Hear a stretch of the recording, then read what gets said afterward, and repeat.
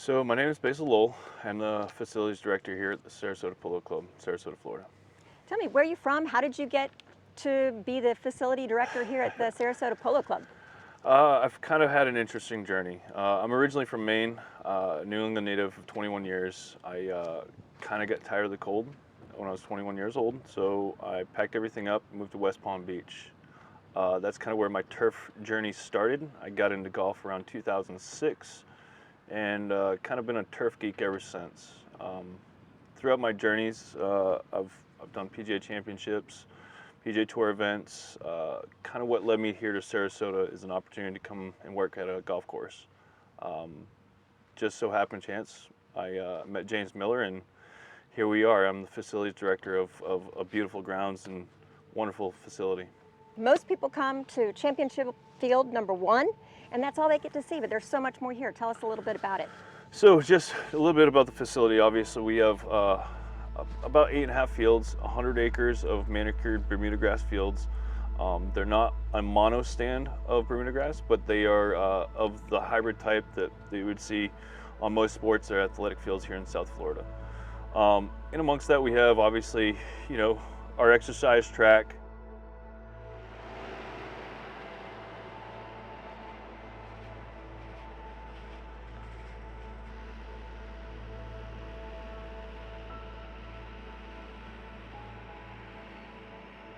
What kind of grass do you guys use? So Field 6 and Field 7 are a little bit different. They are of a newer cultivar called Championship Bermuda grass. And what that is Bermuda grass is kind of the species of the plant. It's a warm season grass, where the celebration is the actual, how should I say, it's the family type of that Bermuda grass. Whereas the rest of the fields are 419, and a little bit of contamination of common Bermuda grass. That's what they are. How often are you irrigating? So it's always a challenge. The last few years here, we have had significant less rainfall. Even though we had 3 hurricanes last year, we try to replenish what is evaporated. So about 1/10 a day to almost 2/10, which is about 100,000 gallons per field, which is quite a bit of water. But that's once every 3 days. So once every 3 days, we irrigate a field with 100,000 gallons of water. Wow. And how long does it take to mow a field? Well, fortunately, over the last couple of years, we've really invested in the proper equipment here. So now we have 2 great 22-foot mowers. They're rotary decks. They can, if we really want to push, they can mow 15 acres an hour.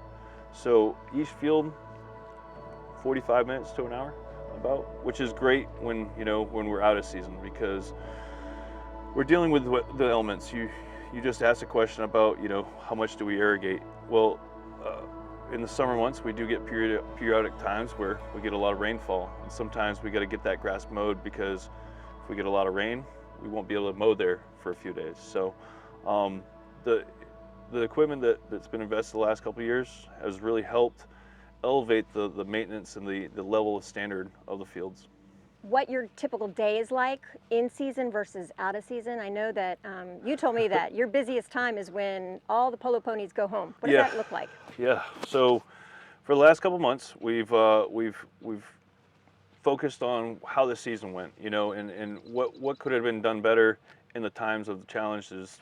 Especially, we had a significant drought, and we had a challenge keeping our fields not wet enough. It was so dry, so the footing for the horses when we were going with higher goal polo was a little bit looser in some of our fields, whereas some of our fields that have more organic, that holds the actual moisture longer, were actually more had a better footing. So I like to use the terminology or the metaphor of, if you go to the beach, you're walking down on the beach with your cooler, and by the time you get to the waves, where the water is, you're probably tired because you're walking in dry sand. But as soon as you come to where the waves crashed up on the beach, it's significantly easier to walk along.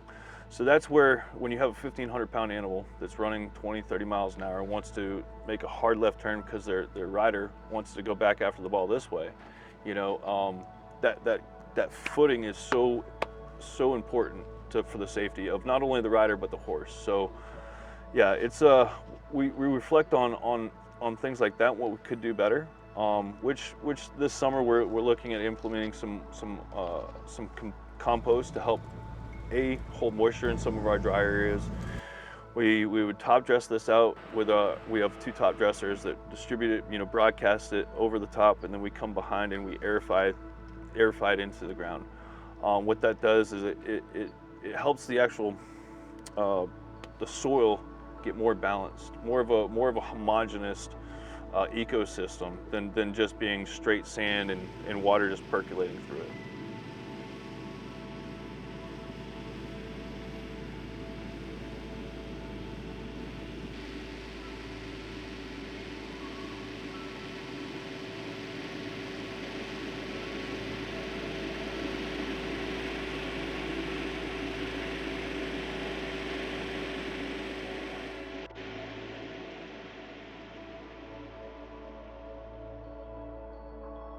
So when people come out to the Sarasota Polo Club, one of the fan favorite thing to do is to stomp divots.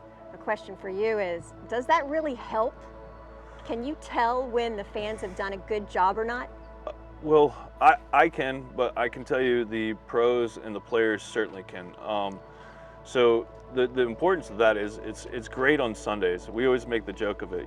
The divots are all completely repaired in about 2 minutes at halftime, and then everybody's enjoying the festivities, which is great to see because Sundays are nothing but for family activities in the community.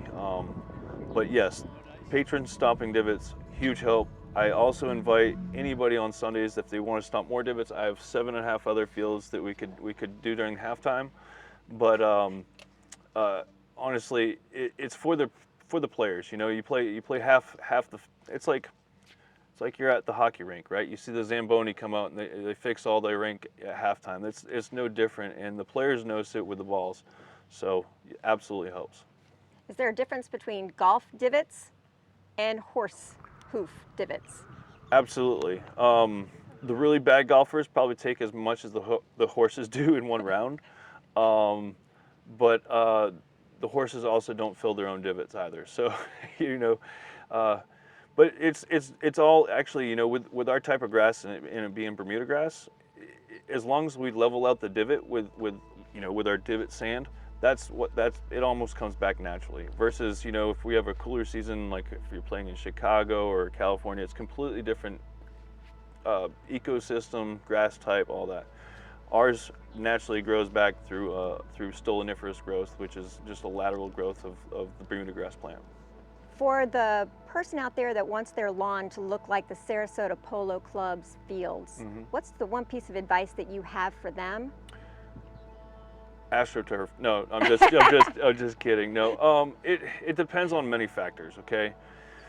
Are you somebody that wants to spend a lot of time on your yard, or do you want it to look good all the time and spend a little time on your yard?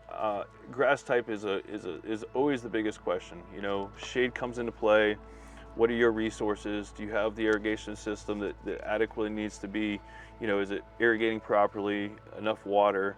And then the fertility and the pest management.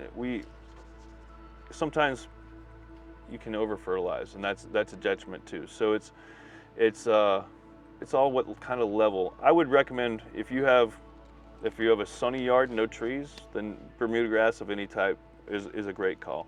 If you have some trees, and you're not necessarily, you just want it to be aesthetically pleasing, I'm always good with Floritan, which is St. Augustine. All right, well, thank you so much, Basil. Appreciate your time today. No, I appreciate it, and thank you, and hopefully, we can get to see a lot of you patrons and fans out here next season, not only on our Sunday events, but, we do have Sunset Polo, and some of the other activities. Thank you. Thank you. And scene. Anything else? Good. Okay. Wonderful. You guys are awesome. We hit it all. Good. Are you ready to rock and roll? There's the connection. You ready? Huh? Yeah. Are we ready? Yeah, we're ready. It's as close as you can to that camera without. Okay, being because on this the is other my side. eyesight. Yeah. Hi, do you see me? Yeah. So you want him to talk to the... And yes, so we actually have 100 acres of Bermuda grass fields. They're manicured, you know, at the polo field height. We have. Sorry, You're fine. we'll start over. We'll on do it that again. You're one. fine. I forgot to put my phone on You're silent. fine. I was getting a phone call. Yeah. That's a party foul right there. That's an outtake. That goes in the outtake. I just. I'm like, I guess it was Jim Overdorf. all right, ready? All right. All right, start right. again.